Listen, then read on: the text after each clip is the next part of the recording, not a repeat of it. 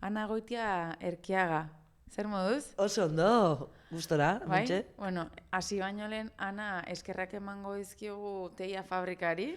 Hori da. Bai, hemen, eraldaketa eta ekintzailetza fabrika garrantzitsu bat, besteak beste Euskal Herrian, eta, espazio utzi digute. Behar dian espazioak eta ze ondo. Zu, bizkaitarra edo gipuzkoarra, Bizkaitarra Ana? naz. Vale, ados. Esan dut. Gipuzkoan bizi izan nintzen 18 urtera arte, Bai. Arrasaten.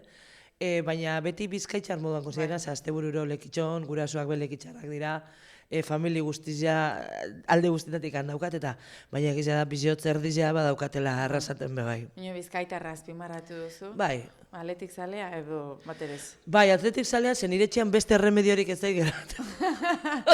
Hori edo kalera. Oso zaleak dira, nire amabe oso zalea zan. Atletik zaleanaz, baina futbola orokorrean ez jat gustaten. Bagara bi orduan. Bai, ez da, oza, niregatik kendu ingo nuke, ja, ala.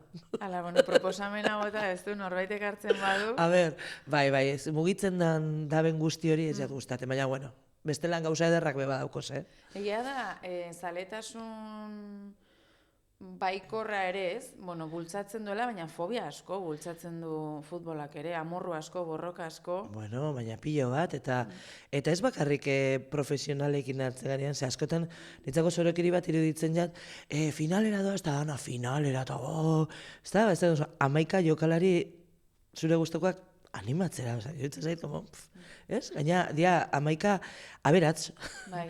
Baina eske, gero, bai eskoletan eta ikastoletan dagoen futbolean ere hor, gorrotan diagoten da, askotan gurasoek izaten dute horren kulpa. Eta ondo inezkero, ondo ikusiko neuke, baina ikusten ditudan gauzakin, hori da ez aidana gustatzen. Baina bestela, ondo dago, karo.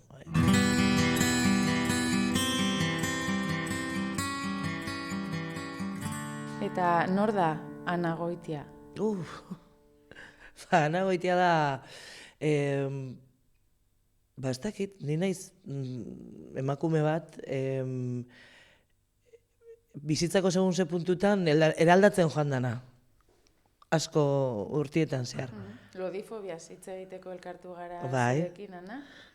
Lodifobia zuretzat zer da? Bitu, nik ezagutzen lehen izan nor da Ana Goitia da emakume lodi bat. Ez da, lodifobia niretzat zer dan. Azkenean, gizarteak markatzen ditunen kanonetatik aparte dagoen, kanonetatik aparte eta suposatzen da pixu gehiago dauken pertsonaenganako sentitzen den gorrotoa. Gorrotoa. Bai, eta askotan nahi gabe. Ze ni neu ere lodifoba izan naiz, nahi gabe igual batzutan ba naiz. Osa, barneratuta daukaguiak gizarteak erakutsi digu horrela izan behar garela, ez? Eta, baina edonor pairatzen dau lodifobia, ez bakarri lodiok. Bai, besteok ez loditzeko bai, borroka izan. Presio hori, ez? Osa, presio hori, eta eske hartu ditut ez da izan behilo, joke gordame beho, eta norbera handuan, hola, zure kilo doblia daukat, ez? Hori lodifobia da, azkenean. Baina ez naita egiten dozuna edo, batzuk min egitera joaten dira naita, eta bestatzuk ez. Eta gaina lodifobia da, pertsona bat itxuragatik ez da, esaten dozunien, pentsatzen dozunien ez da bela balizio zure beste. Hori da, ez? Askotan gutxietxi zure burua. Askotan ez, beti. Beti. Lodi zaudenez, ja ez tozu balio beste gauza guztiak egiteko. Hola da, Hori daukagu barneratuta dano. Uste dugu ja baina argaltzen zaretenean, bapatean argaltzen zarenean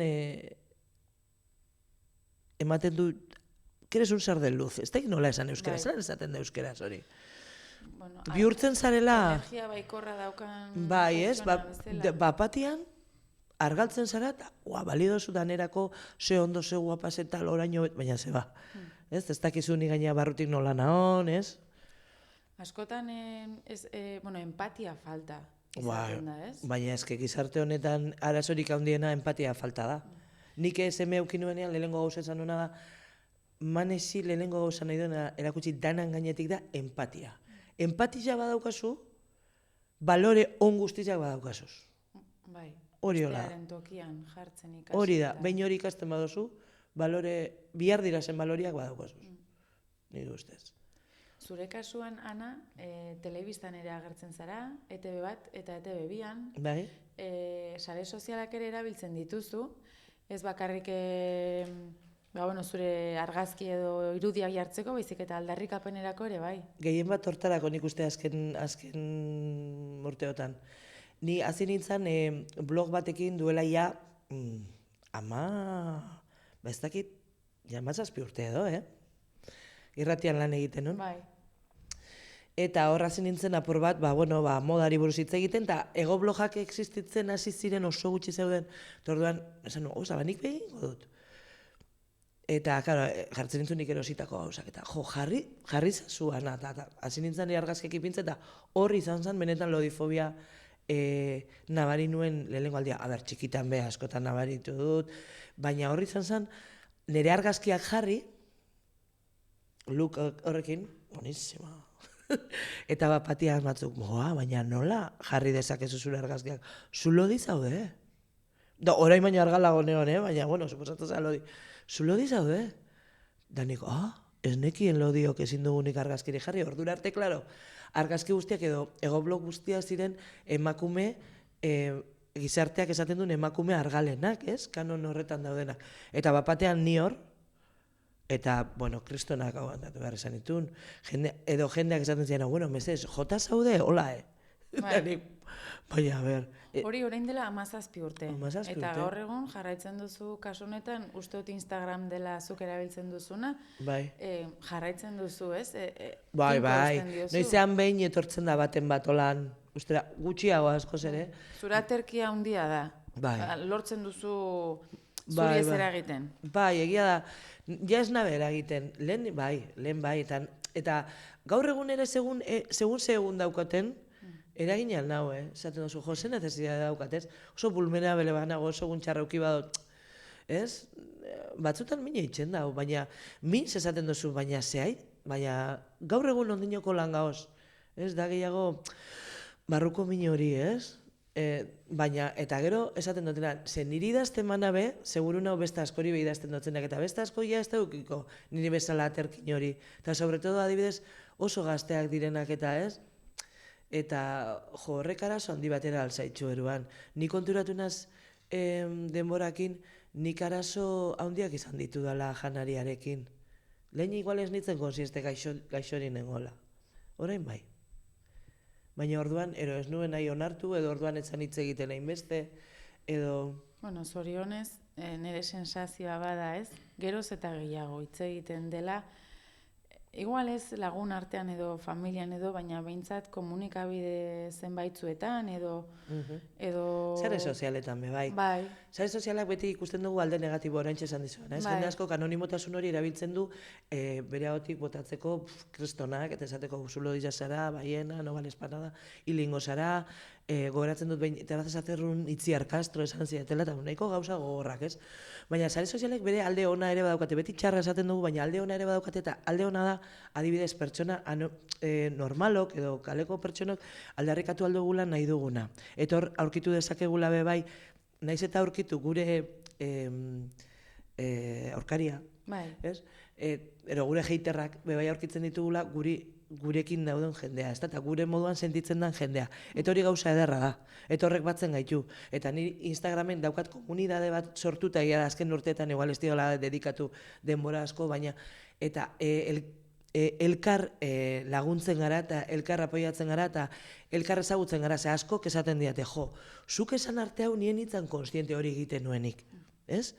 Nik beti esaten nire alabari, argaldu zaitez, aize guapa zauden oin argaldu zaitez, nintzen konstiente nire alaba igual barrutiko okerrago zegoela kanpotik baino, ze beti fizikoari, eta azkenean garrantzitsuena psikologikoa da, eta pertsona bat hainbeste mantxakatzen duzuen, zuk uste duzu bere onerako egiten ari zala, baina bere okerrerako egiten ari zara, azkenean, ez? Edo jende bat berak pairatzen duena, bizitza osoan pentsatzen ni daukadala kulpa, ni nagola lodi, ez daukatelako inungo voluntaderik argaltzeko, ez daukatelako eta dana, neure burua matxakaot eta konturatzen az, ez, olakoanaz, ze gaitxik ez naz izango, eta onartuko nire burua da modukoa, ze beti nahi dugu denok berdinak izatea. Gizarte honetan, danok bardinak, danok argalak, danok taila bardinetan sartu, eta gorputzak danok ez daukagu bardinak. Ni txikitan, beti izanaz lodizia, baina ni on baino argalo, nik ikusten dela argazkiak eta suposatzen zen ni lodia nintzala, eta nik ikusten dut eta ni argala nintzan. Bueno, argala, bai, zer da argala, zer da lodia, noraino, ez? Noiz arte, noraino. Eta ni hor suposatzen zen lodia nintzala. Eta hori ikusten dezen, komo? Baina nola sartu eusten buruan lilo dian nintzalako praka batzutan sartzen. Ba ez nintzen praka horietan sartzen zen, nik inoiz ez dut eukiko 40 bat. Ni 40 inoiz naiz jaitsiko, zen nire gorputza haundia da. Eta ni haundia naz, eta segaitik enaz izango haundia. Baina gizartek ez dutzu usten izten haundia. Gero ia haunditik pasanaz lodira be, bai. Ez da ezer gertatzen.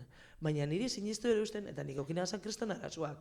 Eta neban argalduta, oso argalduta asko, baina psikologikoki apurtuta, kriston depresioa, kriston ansiedadea, eta dena, jo, ze ondo zauden, oine, argaldu zara, eta ze ondo nagon, no, mierda bat inda, joder. Hori gizarteratzea falta da, ez? Eta nire sensazioa da, kanpotik pertsona lodi batek esaten duenean, ba, ongi nago, zoriontxua naiz, batzuk badatozela berehala esatera, ala, ari zara, ez? Loditasunaren apologia egiten. Eta, jo, ezin da, inoiz asmatu. Bai, eske zure argazki, nire askotan, zure argazkiak binen zure lukakin eta da, hori da loditasunaren apologia. A ber, guapa, ni hola nao eta ni nahi duten moduan agertzenaz. Horrek ez da nahi esaten nagonik, zu, izan lodia, izan neure modukoa, loditxu, ja, esaten zaoz, ez? Ez da hori, nik errealitate bat da nire bezalako pertsonak existitzen dugula, hau da, lodiak. Zorionez, danetik gaoz. Eta segaitxik ez dut eukiko aukera bat nik ere blog bat egiteko. Ez? Beti gaoz eskatzen naturaltasuna nahi dugula, baina gero errealitatera bihurtzen denean ez dugu nahi. Eta ez da loditasunaren apologia, nik esan dut nik zelan bizi dudan. Eta nik ero bera hori body positive esaten dan, eta hori ez naiz oso zalea, Ze body positive edozin, ez da gezelan esan, nik ez da nahi esan nire gorputza, me encanta, zema gustaten jat. Ez, hau da dagona, momentuan dagona onartzen dut. Ez? Eta onartze horretatik, hobeto sentitzen az. Baina ez da nahi esan, izugarri gustatzen zain nire gorputza, ez, onartu eitzen dut, hau dago ez, eta argalagona honian be onartu, eta lodiagona honian be onartu, eta horrekin aurrera zen nire gorputza da, zorionez, bizitza honetan leku guztitaren ematen da bena. Etxea, ez? Adibidez, nire etxea, orduan, hori da, punto hori aurkitu behar dugu. Esaten dugunean ondo sentitzen garela, ez dala, nik 1000 komplejo dauzkatan on moduan, 1000.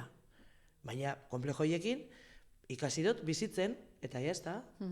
Eta gainera, ausartu zara, komplejo horiek ere aprobetxatu eta holtza gainera igotzera. Noiz eman zenuen, noiz pentsatu zenuen, egin dezaket eta egingo dut? Baina, berri beti txikitatik gustatu izan zait holtza asko. Nik txikitan beti aktore, beti asko gusta. Jende aurrean eta egotia asko gusta izan zait. Eta gero, telebistan ibili naiz, gehiago sartu nintzen kasetari munduan, ze hori ikasi nun, enun aktore ikasi. Eta telebistak eman dizkit, aukera asko, gauzak egiteko, hemen, eta programa askotan egoteko.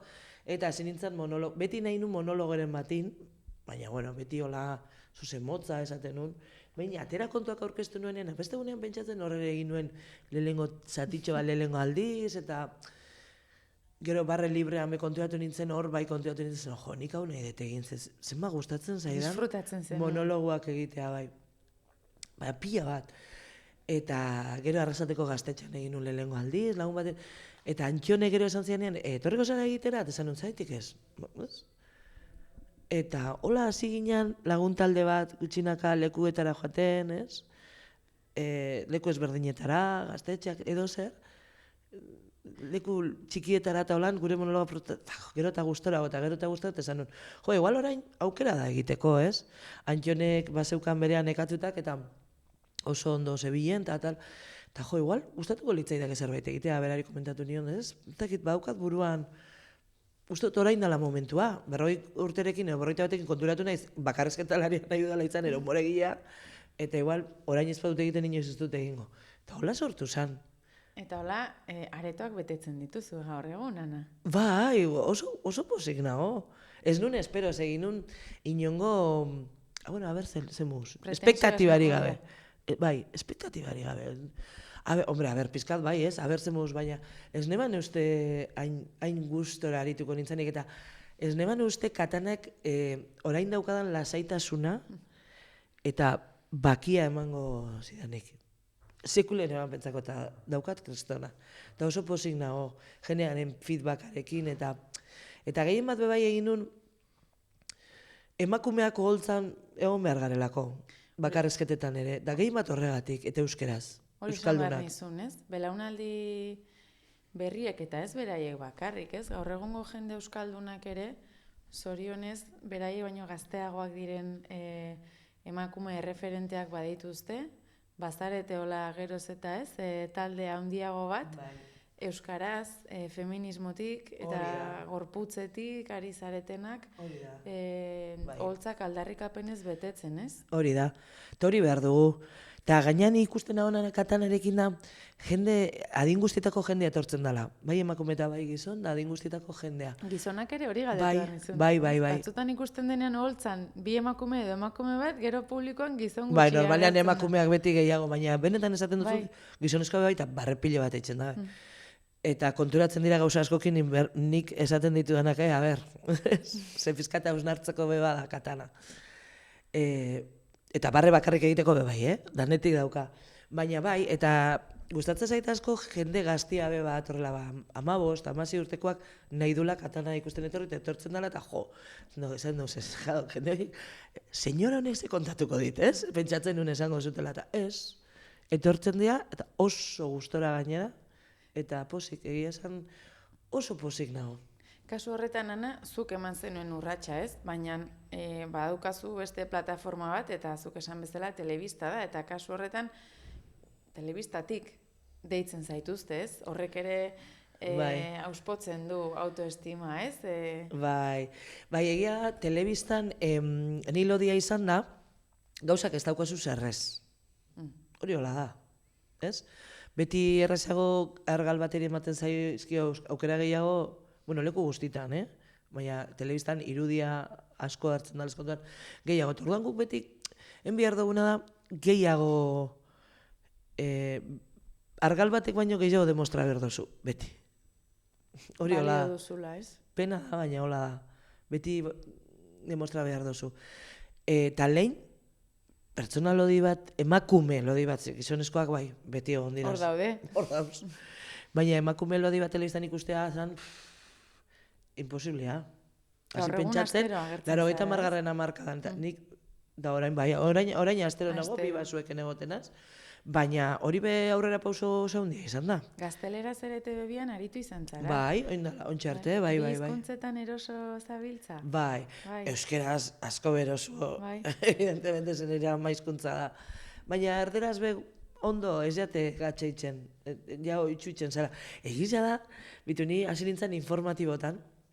Hemen, Euskal Telebistan? Euskal Telebistan, eta euskeraz eta erderaz egin birrezaten zan. Ni erderaz nahiko ondo moldatzen nintzen, baina hala ere, eta jartu neban oso ondo. Baina egizia da gero urtitan, espasa gozete bebin, espauko zu oitxurarik telebistan erderaz eitxeko zesta bardina lagunek, galdu itxen da por bat, klaro, normala dan moduan, ez? Euskeriaz askori pasaten jako mogun, guri alderantziz pasaten jako, ez? Zure kasuan orduan, bestela zuzendu, baina 3 esparru bezala uztartzen dituzu, ez? Telebista, bakarrizketak, eta sare sozialetan ere bazabiltza, eta bertatik ere lortzen duzu, nolazena, influencer edo pixka bat? Bai, ni bizi izan nintzen sare sozialetatik, Bai, Bai. Baina momentu baten aukerat gero denda bat online ipinin eman bebaita handiena, baina karo, egunako 24 ordu daukoz, imposiblia zan, anuik zeugan izena. Eta orduan aukeratu berrezen eban, kasetaritza, nire kasetaria redaktore hori edo influencer bezala jarraitu, eta aukeratu nean bestia zen nik maitxe dut, komunikazioa, maitxe dut, moda asko gustatzen ja, komunikazioa maitxe dut, telebista asko maitxe dut, orduan niri bizizia horrek emoten hau. Eta gero bebai pasatzen sare sozialetan gu hasi ginen konturatu gabe. Guk ezekigun influencerrak izango garenik. Nik blog hori sortu nuenen, nik ze pentsako neban Euskal Herria niri bloga irakurtzen egongo zanik, lekitxo guztizia. Izan zen bertigo bat entera nintzanen, nik ez nekizan. Eta batean pile bat plataforma hola eta holan, bloga nahi zuten beraiek eraman, eta nik, baina ze bajo, pila bizitako zu. Nik, ni idea, hola izan zen. Eta pizkat bertigoa zen, nik neure bizitza kontaten eban. De repente, hostia. Honezetan zekin berda, ni nora nun, la nuna ontsaten honez, apur bat bertigo hori eukine eban. Da gero aparte hori, izan zan dana, orduan hasi ginen dano ginen oso inkonstiente hasita eta dana oso naturala. Baina bapatean naturalidade hori bihurtu zen postureo. Da niri hori ez da gustaten sari sozialena. Neu peinotela, postureua, hori influencerra basada, ez da geratzen beste. Eta orduan, hor bain nintzen atzera bota zeia jendeak erosten zituen jarraitzailea laikak eta hori, eta esan, baina orduan zetako, hau, da orduan hor azarratu nintzen pizkatzearekin, eta orduan, inoan pizkatu utzi alde batera. Zela izan, denbora guztian egunero, eta gero hori bebai esan, nizetan egon bina eskontaten dana, nik ez nahi. Ez dat iruditzen txarto, beste batzuk nahi daben nahi daukela, baina, eta oso gora influencerren. Bai, ordu asko, eta... Ordu asko, jendeak ezke horrek ez dute egiten lanik, ez da eleitzen biharrik, dira ordu asko, gauza asko enberdira, edita, graba, bestia, gero aguanta, komentarizuak erantzun, pentsaten egon beti gauza barrizak, ez don sorbena behar da, gero aldatu eitzen dira, gauzak orduan egon bizara la última, eta nik, holan ez do nahi. Presio handia, ez? Horregatik, nik hauen eban disfrutateko el rincón da Nacho zan, disfrutateko eta gozatzeko modakin eta nire horrekin. Gero, garatu da, eta beste gauza baten bihurtu da, gauza askotan bihurtu da, anatxutxik, ez? Baina gozatuen behar dut beti. Nik gozatzen ez duten momentuan, ikusten dut ez duten momentuan toksikoa dela, fuera. Eta denda online edo online dendaren esperientzia nolako izan zen? Jo, oso ona, ze jendeak ikusten zan behar dela. Askotan erreferentziak falta ditugu, ez bakarrik gorputz lodientzat, edo eta gorputz anitzak errespetatzen dituzten markak ere ezagutu behar dira. Nire jarraitzaileak ez dira lodila pakarre, batzuk hori ustean, nik taila guztietako jarraitzaileak, eta hori da ona, nik taila handizak defenditzen doraz, edo taila handizen ideak emoten doraz, edo dendak eta holan, nik hori behar dutelako, baina igual defenditzen dut, taila oso txikia behar daben jendia, eta horrek ere pairatzen dute violentzia, horrek ere aguanta berriziaten da gauzak. Eta ez da berdina, egia da, gu beti gehiago izan dela, hola da.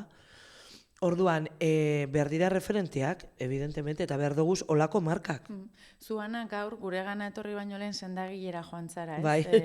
Ahotsa falta zenuela eta... Ahotsi gabe. Eta zu baino lehen, euki dugu aukera, zenbait pertsonare elkarrezketatzeko, ez? Lodifobiaren inguruan.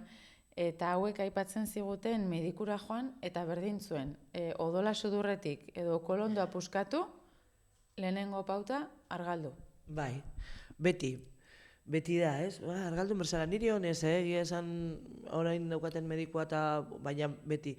Adibidez, nik lehenengo meukine ban, ezke nik azte manaz pentsaten, aurrekoan egon nintzen, pizkat apuntaten da, aguantadoraz gauza batzu nien nintzana konstiente. Manesekin aurdun geratu nintzenean, ginekologuak ez eustan, ¿cómo te has quedado tú embarazada? Si pesas tanto, no sé qué, eta. Pues a la primera, esan nion. De hecho, ju nintzen da esnekien aurduna honik, ze uste nun orduan txasita beste desarregloren bat zala.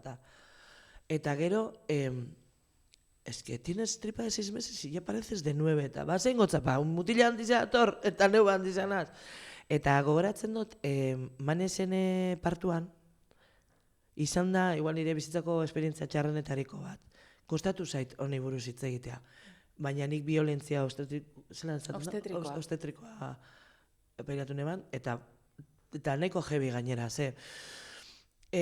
Hau sekulesto konta, baina ni opini nintzen urak apurtu neban zan, eta holan, eta kriston minak nituen, baina, karo, umia ondinoko ez neuan hori torduan, minak haitxik ipini eusten anestesiaz, insoportablea zan. Umia ez etorren ondo. Eta sartzeko anestesizia... Horratz luze madarikatu hori. ni etxopolo negar, ez taltan, familia kanpora, eta anestesista emakume bat, eske daukat, beren arpeia daukat, eske no se puede estar tan gorda, no se puede, claro, venís a parir, y cómo, es que yo eso te contaba, cómo te... Y claro, cuesta, y mi compañero no puede, no sé qué, no sé cuánto, está ni etxopolo, barkatu eskatzen, perdón por estar gorda. Barkatu, es que no se puede, no sé qué, no sé cuántos. Ola, eta nik suposatzen zen, eman behar zidatela gainera tratu berezia zeni orduan geratu nintzenen ansiedadekin egon, eta bueno, medikazio minimo bat hartzen nuen, suposatzen zen, ez? Horrela zegoela, latzai zure partuan, menos mal, bestela ez dakipa. Eta, bueno, esto nahi gehiago sakondu, ze negar hasiko nazte ez daukago hori, baina, eta gero, bueno, utzi ninduten negarrezan, abixatu ere ez familiari ordu bete bakarrik negarrez, eta batean zabaldu zuten da ze, jo, ia flip, segituan egin diat, jundi eta zuek esan bez bakarrikan, eta gero partua azkenean izan zen zesarea bat, gogorra, oso gogorra ere, osea, zesarea gogorra ez, baina, bueno, bakarrez zaude, bai, ez da berdina. 24 orduko partu bat izan irudikatzen, ez? 24 orduko partu bat izan zen, hola jartzen dizu hemen, hola, heldu eitzen dutzu eskutatik, neko traumatikoa da. Eta anestesista berak esaten du, bueno, esta mujer tenía que haber parido, pero hace muchísimo. Pero ¿cómo la habéis tenido tanto tiempo? Tanían etxopolo, eta neuan, etxopolo, ya, zineban gehiago negarrazte zen, tú eres un poquito así, mañosita, Zuri esan zizun. Berak, ni? Esaten neuan, baina, bueno, sekulo ez toko izira ganera nahizenik, bai, oso gogorra izan zen. Eta dana lodi janitzalako izan zen. Niri tratu hori ema usten lodi janitzalako. Gero beste danak ondo, esan matronak eta baina momentu hori hain da bakarrenetarikoa, ez? Momentua. Bai, eta niri horrek asko traumatizea ustan, Sumatu zuen garapenik, zabiez, indarkeria obstetrikoa asko hitz egin da, zorionez. Eskerrak. Azken urteetan. Eta geroz eta emakume gehiago dago ere, ahotsa altxatzen ausartzen direnak, ez? Naiz eta osasungintza publikoa izan, eta aldarrikatzen pertsona bezala hartatuak izateko, ez? Claro, nik ezken momentu bategan eukinean esentzazin hori ez, animali bat. Bueno, animali baten moduan trata. Baina, bai, esanen behar da. Da, ez nahi esan, han egon zirindanak, holan izan ziren, jente zoragarrez jabe eukinean, gauza tiren moduan. Baina, zuk ezin dozu pertsona bateri, 18 ordu da ona, etxopolo, minakin, ama izango da, bildurtuta, 29 urte ikaria, eta gauza horrek esan, eta violentzia hori, osea, pertsona gara, eta aldanik eta onduen, empatifaltia da horbe, bai. Empatifaltia batzun aldetik, empatifaltia dago. Ez dira konturatzen, azkenean eberaien lana da, eta pin-pam-pum, ez? Eta bai, medikuntzan zoritxarrez, lodifobia oso barneatuta dago. Nik uste dut eukibir leukiela eurak, erakutzen berziak leura jo bai, aparte empatia, lodifobian txarla bat olako zer bai. Ni ez naiz aditua, baina bai ikasi dut, argaltzea ez dela bakarrik nahikeri bat, ez?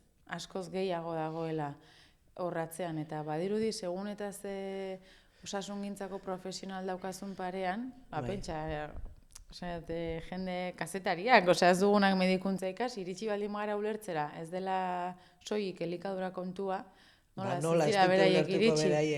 Ez dutelako nahi, eta gero horrela irakasten zaielako.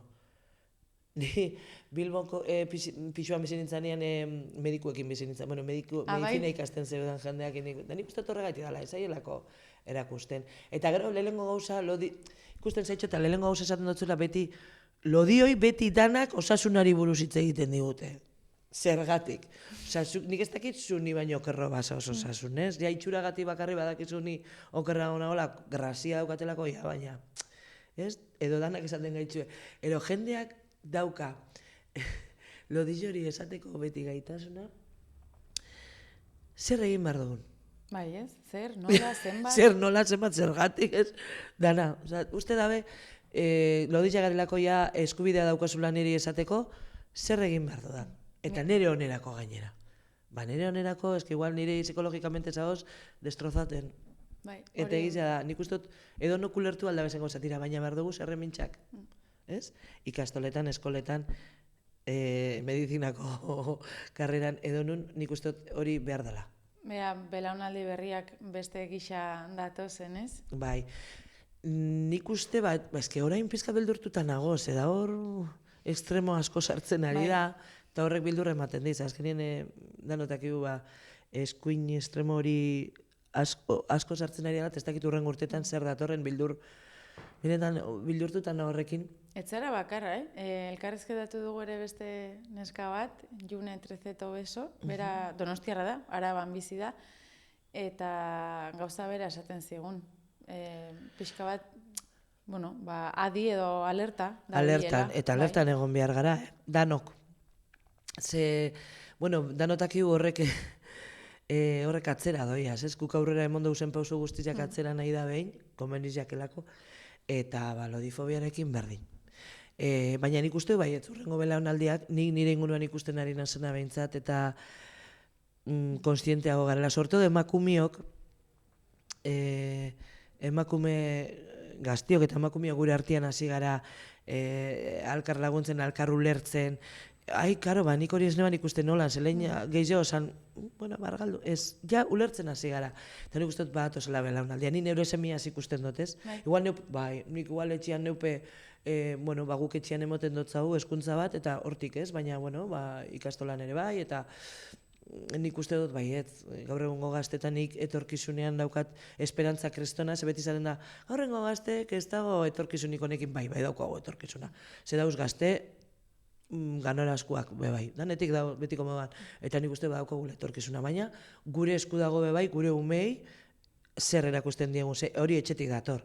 Ze etxean askotan komentarizo batzuk etxen dauz, konturatu barik, ke gordo hori, ezin dozuz esan horra gauzak, ez? Eta, baina geu gara lehenko, guk erakutzi behar dutza gaurari, gure esku dago. Eredua eman. Bai, hori dago. Ana, esan diguzu pozik zaudela, katanarekin, askatu zara?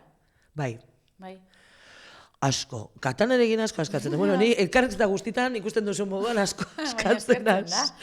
Oso uralako ixianaz, oso transparentianaz, dana, baina bai, katanarekin askatzen naz, pilo bat. Katana gaina da energia asko. Ez da azkena izango orduan. Ez, neusuz ja urrengoakin, ja baukat, buruan ja badarabilt, ja urrengo baterako, bai, indarra eman dit katanak, beste gauza batzuk egiteko, beste proiektu batzuk pizkat buruan eukitzeko, beste jende batekin, eta baita bigarren bat egiteko. Bai. Gaina asko, gugo asko daukat. Ana Goitia, eskerrik asko. Urrena zu goian eta gu publikoan. Hori, gustora hartuko zaitxuet, ia gustatzen bazatzen. Eskerrik asko, Ana. Mila esker zuei, plazerra.